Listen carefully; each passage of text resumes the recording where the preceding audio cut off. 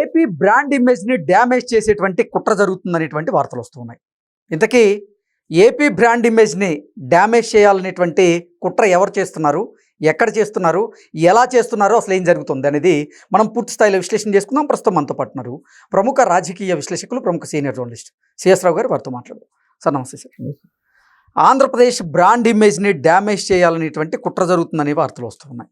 ఇంతకీ AP brand ఇమేజ్ని damage చేయాలనేటువంటి కుట్ర ఎవరు పన్నుతున్నారు, ఎలా కుట్ర పన్నుతున్నారు, ఎక్కడ కుట్ర పన్నుతున్నారు, అసలు ఏం జరుగుతుందంటారు? ఇప్పుడు జోగి రమేష్ అలాగే అంబటి రాంబాబు వీళ్ళిద్దరికి సంబంధించిన ఎపిసోడ్లు కనుక మనం అబ్జర్వ్ చేస్తే అవి కావాలని ఉద్దేశపూర్వకంగా క్రియేట్ చేసినటువంటి ఎపిసోడ్లు అని చెప్పి అనుకోవాలా, లేదంటే అవి యాదృచ్ఛికంగా కాదు ఉద్దేశపూర్వకంగా జరిగినాయి అనుకోవాలా అనే ఒక అనుమానం కలుగుతుంది. ఎందుకంటే రాష్ట్రంలో అల్లకొల్లోలం చేయాలి, లేదా ఉద్రిక్త వాతావరణం తీసుకురావాలి. అప్పుడే ఓట్ బ్యాంక్ రాజకీయానికి ఒక రకంగా న్యాయం చేసిన వాళ్ళు అవుతాము అనేటువంటిది ఎవరు ఆలోచిస్తున్నారు? ఈ రాజకీయ వ్యూహకర్తలు ఎవరైతే ఉన్నారో, రాజకీయ వ్యూహాలను రచిస్తూ సలహాలు ఎవరైతే ఇస్తున్నారో వాళ్ళు చేసేటువంటి పని. ఈ మాట నేను ఎందుకు అంటున్నానంటే 2019 నుంచి 2024 మధ్యలో ఐపాక్ అనేటువంటి సంస్థ ఆంధ్రప్రదేశ్లో ఏ విధమైనటువంటి కల్లోలాలు చేసిందో మనం అందరం చూసాం. ఎన్ని రకాల కల్లోలాలు అంటే మత కలహాలు, మతానికి సంబంధించిన అంశాలు, క్రిస్టియానిటీని, అవునా, చర్చిల్లో పోయి ఫాదర్లు అందరితోటి వీళ్ళు మీటింగ్లు పెట్టారు. అప్పుడు క్రిస్టియానిటీని లేపారా? తర్వాత కులాలకు సంబంధించినటువంటి పెట్టారా గొడవలు? ఇవి చాలక ఏం చేశారు? కోడికత్తి దాన్ని క్రియేట్ చేశారా? ఇవన్నీ చాలక మళ్ళీ బాబాయ్ మర్డర్ను తీసుకొచ్చారా?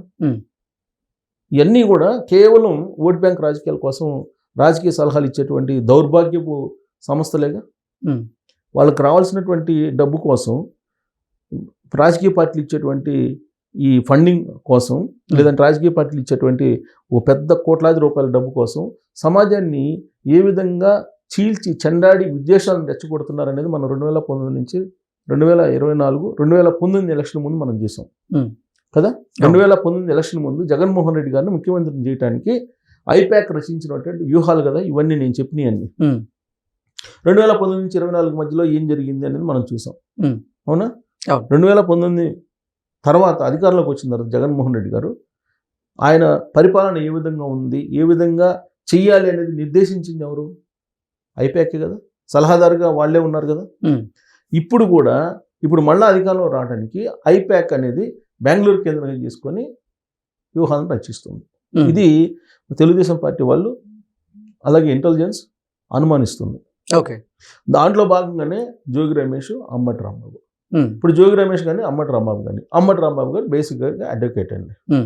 నాకు తెలిసినంత వరకు నేను గుంటూరులో ఒక ప్రముఖ పేపర్కి నేను ఇన్ఛార్జ్గా పనిచేసేటప్పుడు ఆయన youth leader, Congress party youth చేసేవాడు. అప్పటి నుంచి చూస్తున్నా ఆయన ఎంతో పద్ధతిగా, ఎంతో నాలెడ్జ్ తోటి ఏదన్నా మాట్లాడేటప్పుడు సబ్జెక్ట్ తోటి మాట్లాడేవాళ్ళు ఆయన. అలాంటి అంబటి రాంబాబు గారు ఈ మధ్యకాలంలో ఎంత నోరు పారేసుకుంటున్నారో మనం చూస్తున్నాం. అసభ్యకరమైనటువంటి పదజాలంతో చంద్రబాబు నాయుడు గారిని ఒక ముఖ్యమంత్రిని పట్టుకొని ఏ విధంగా మాట్లాడారు? రోడ్ సైడ్ లేమెన్స్ మాట్లాడినట్టు మాట్లాడారు ఆయన. నాకే ఆశ్చర్యం వేసింది ఆయన మాటలు వింటుంటే. ఈయన ఈ మాటలు మాట్లాడుతున్నాను, ఎందుకు మాట్లాడుతున్నారు? కావాలనే కదా, రెచ్చగొట్టేదానికి రాజకీయ అజెండాలో భాగంగానే ఈ వ్యాఖ్యలు చేస్తుంటారంట. లేకపోతే ఆయన ఎందుకు చేస్తారు అసలు? ఆయన ఏమన్నా తెలివి తక్కువ?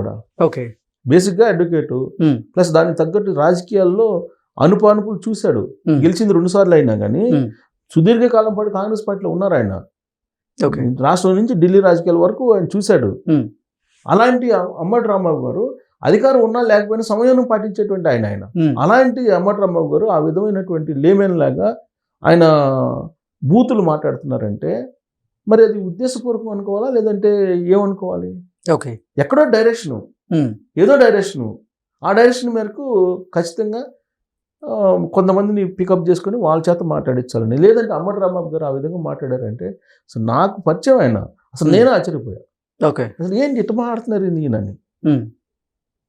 అసలు జనరల్గా మన డిస్కషన్స్ కూడా వచ్చేవాళ్ళు. నేను ప్రముఖ ఛానల్ పనిచేస్తున్నప్పుడు ఆయన డిస్కషన్స్ కూడా వచ్చేవాళ్ళు.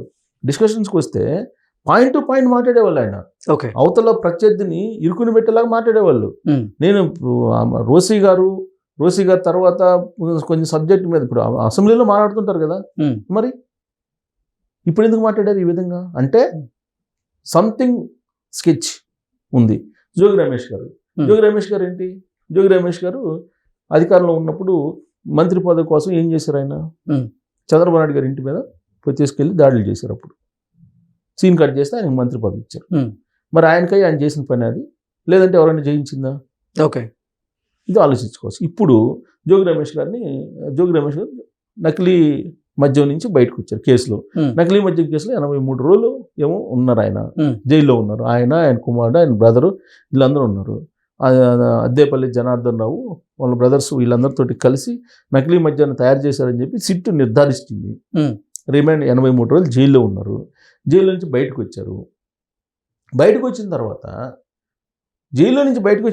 నేను చేసిన తప్పేంటి అని చెప్పి ఆలోచించాలా, లేదంటే నోరు పారేసుకోవాలా? లోకేష్ గారి మీద ఏం మాట్లాడారు అంటే ఒక ప్రజాప్రతినిధి లేదా ఒక రాజకీయ నాయకుడు మాట్లాడకూడనటువంటి పదజాలాన్ని మాట్లాడుతున్నారు. ఎవరు మాట్లాడారు? జోగి రమేష్ గారు మాట్లాడారు, అంబటరాంబాబు గారు మాట్లాడారు. వీళ్ళిద్దరు సామాజిక వర్గాలు ఏంటి, బీసీ ఒకళ్ళు, ఇంకోళ్ళు ఏమో కాపులు. అంటే ఇక్కడ సామాజిక ఈక్వేషన్ ని లేపాలి, మళ్ళీ సామాజిక ఈక్వేషన్ లేపి రెచ్చగొట్టేటువంటి ప్రయత్నం చేయాలి. అదే చంద్రబాబు నాయుడు గారు ఇవాళ కొద్దిసేపటి క్రితం స్టేట్మెంట్ ఇచ్చారు. మీరు వైఎస్ఆర్ కాంగ్రెస్ పార్టీ ట్రాప్లో పడద్దు, మీరు వాళ్ళ రాష్ట్రంలో అల్లకొల్లోలను సృష్టించాలనుకుంటున్నారు, సో కాబట్టి మీరు ట్రాప్లో పడి మీరు గొడవలు దిగొద్దు అని చెప్పి తెలుగుదేశం పార్టీ వాళ్ళకు ఒక దిశానిర్దేశం చేశారు. జగన్మోహన్ రెడ్డి గారు చంద్రబాబు నాయుడు గారు ప్రమాణ స్వీకారం చేయడానికి 2 రోజుల ముందే ఆయన ఒక ప్లాన్ చేసుకుని చంద్రబాబు నాయుడు గారు ఇట్లా ప్రమాణ స్వీకారం చేస్తున్నారు, మరుసటి రోజు ఏమో ఢిల్లీ వెళ్ళిపోయారు. ప్రమాణ స్వీకారం కూడా చేసినట్లే నాకు గుర్తున్నంత వరకు. ఈయన ప్రమాణ స్వీకారం చేస్తారనగానే రాష్ట్రంలో లా అండ్ ఆర్డర్ దెబ్బతింది, రాష్ట్రపతి పాలన పెట్టాలని చెప్పి ఢిల్లీ పోయి ధర్నాలు చేశారు జగన్మోహన్ రెడ్డి. అంటే ఆ రోజు నుంచే రాష్ట్రంలో లా అండ్ ఆర్డర్ లేదు అనేటువంటి విషయాన్ని ఫ్లేరప్ చేసేసి ఆంధ్రప్రదేశ్ బ్రాండ్ ఏదైతే ఉందో ఆ బ్రాండ్ని దెబ్బతీయాలి. ఆంధ్రప్రదేశ్కి బ్రాండ్ రావటం అనేది అంత ఈజీయా? ఒక బ్రాండ్ ఆంధ్రప్రదేశ్కే కాదు, ఏదైనా ఒక మంచి పేరు సంపాదించుకోవాలంటే జీవితకాలం మొత్తం క్రమశిక్షణతో సంయమనంతో మొత్తం జీవితం మొత్తం నెట్టుకొని వస్తే కానీ మనకు పేరు రాదు. ఈ ప్రయాణంలో ఎక్కడ ఒక దగ్గర మిస్ అయినా కానీ మొత్తం పోద్ది. నువ్వు మొత్తం జీవితం మొత్తం కష్టపడినటువంటి మొత్తం పేరు అంతా ఒక్క దెబ్బకు పోద్ది. అవునా? అవును. సో ఇప్పుడు చంద్రబాబు నాయుడు గారు 2 సంవత్సరాలు 2024లో ఆయన ముఖ్యమంత్రి అయ్యారు. ఆ రోజు నుంచి ఆంధ్రప్రదేశ్ బ్రాండ్ అని నిలుపుకోవడానికి, ఆంధ్రప్రదేశ్ బ్రాండ్ పెంచడానికి ప్రయత్నం చేస్తూ ఉన్నారు. ఇది అందరికీ తెలిసిన విషయమే. అఫ్కోర్స్ ప్రత్యర్థులకు నచ్చకపోవచ్చు రాజకీయంగా, కానీ ఆయన చేస్తున్నది తెలంగాణకు సంబంధించిన బీఆర్ఎస్ పార్టీ ఒక తాళ్ళలో ముక్కలు కదా YSR Congress party. BRS party వాళ్ళు ఏమంటున్నారు, చంద్రబాబు నాయుడు గారు ఫండ్స్ తీసుకొచ్చుకున్నారు, చంద్రబాబు నాయుడు గారు అభివృద్ధి చేస్తున్నారు ఆంధ్రప్రదేశ్ని, ఇక్కడ రేవంత్ రెడ్డి గారు చేయట్లేదని చెప్పి వాళ్ళే అంటున్నారు కదా. అంటే వాళ్ళు అంటున్నారంటే వైఎస్ఆర్ కాంగ్రెస్ పార్టీ వాయిసేగా. Okay, almost. మరి ఒకవైపు ఏమో ఆంధ్రప్రదేశ్ అభివృద్ధి కనిపిస్తుంది, అక్కడ అమరావతి నిర్మాణం జరుగుతుంది రాజధాని, ఇంకొక వైపు పోలవరం నిర్మాణం జరుగుతుంది, ఇంకొక వైపు పెట్టుబడులు వస్తున్నాయి. బ్రాండ్ క్రియేట్ కాకపోతే ఇదంతా ఎలా సాధ్యం? సో కాబట్టి ఈ ఆంధ్రప్రదేశ్ బ్రాండ్ అనేది దీన్ని దెబ్బతీయాలి. దీన్ని దెబ్బతీయకపోతే కనుక చంద్రబాబు నాయుడు గారిని ఆదరిస్తారు ప్రజలు. వచ్చే ఎన్నికల్లో మళ్ళీ ఆయనే ముఖ్యమంత్రి అయ్యే అవకాశం ఉంది. కాబట్టి ఏం చేయాలి? ఐప్యాక్ రచించినటువంటి బెంగళూరు స్కీమ్ ఇదంతా బెంగళూరు నుంచి మొత్తం ఆపరేట్ చేస్తున్నారు. రాష్ట్రంలో ఇలాంటి పరిస్థితి అసలు ఏమైనా ఉందా? ఇంత గొడవ జరగాల్సిన అవసరం ఉందా? అసలు నోరు పారేసుకుని ఒక ముఖ్యమంత్రిని లా భాష తోటి ఆ విధంగా అంబటరాంబాబు గారు మాట్లాడారంటే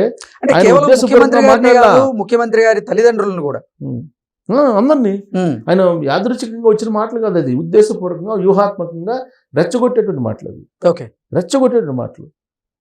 జడ్జి కూడా అన్నారు కదా ఆ మాట. జడ్జి కూడా అన్నారు హుందాతనంగా ఉండాలి రాజకీయ నాయకులు. ఈ భాష ఏంది, ఈ భాష మా వాటం ఏంటి అనేది చొరకలు వేశారు కదా కోర్టులో. మరి జోగి రమేష్ చేసింది ఏంది? జోగి రమేష్ గారు ఆయన మంచి వచ్చాడో మంత్రి పదవి ఇచ్చారు జగన్మోహన్ రెడ్డి గారు, మాజీ మంత్రి కదా. మాజీ మంత్రి అట్లీస్ట్ మాజీ మంత్రి అనే దానికి కూడా అర్థం ఉండాలి కదా. వ్యక్తిత్వ హననం చేస్తూ బాడీ షేమింగ్ తో అనకూడదు. కొవ్వు తగ్గింది అనుకుంటాను, సన్నబడ్డాడు కొవ్వు తగ్గిందన్న అనుకున్నాను కానీ బ్రెయిన్ పోయిందని చెప్పేసి అనుకోలేదు. ఇట్లాంటి మాటలేంటి బాడీ షేమింగ్ చేయటం లోకేష్ గారిని? మరి అందుకే కేసులు పెట్టారు. లాస్ట్ వాళ్ళు 2019 నుంచి 2024 మధ్యలో బోల్డెన్ కేసులు పెట్టారు, వేలాది మంది మీద కేసులు పెట్టారు. మరి ఇప్పుడు కేసు పెడితే వాళ్ళు మాట్లాడిన పదజాలం ఏంటి అలానే వదిలిపెట్టేస్తే నెక్స్ట్ లెవెల్కి ఏం వెళ్తారో తెలియదు కదా, నెక్స్ట్ ఏ లెవెల్కి వెళ్తారో. ఇప్పుడు ఆ విధంగా లా భాష ఒకళ్ళు ఇంకొకళ్ళేమో బాడీ షేమింగ్ చేస్తుంటే వాళ్ళు కోర్స్ వాళ్ళు లీడర్స్ అయి ఉండొచ్చు, మాజీ మంత్రులు అయి ఉండొచ్చు. ఇప్పుడు వాళ్ళని చూసి ఇంకా 10 మంది నేర్చుకుంటారు కదా అదే భాషను వాడే వాళ్ళని కాముకుంటే. సో కాబట్టి ఇది యాదృచ్ఛికం కాదు, ఉద్దేశపూర్వకంగా వ్యూహాత్మకంగా రాష్ట్రంలో ఐపాక్ ఇచ్చినటువంటి గైడెన్స్ తోటి ఈ మొత్తం నడిచింది అనేది ఆంధ్రప్రదేశ్ ఇంటెలిజెన్స్ రిపోర్ట్. అందుకే చంద్రబాబు నాయుడు గారు మీరు తొందరపడద్దు, బ్రాండ్ దెబ్బతింటుంది ఆంధ్రప్రదేశ్ బ్రాండ్, కాబట్టి ఆంధ్రప్రదేశ్ బ్రాండ్ కోసమైనా మీరు కామ్గా ఉండండి అని చెప్పి ఆయన సొంత పార్టీ ఆయన కూటమిలో ఉండేటువంటి క్యాడర్కే ఆయన దిశానిర్దేశం చేశారు. Okay sir, thank you so much. Thank you.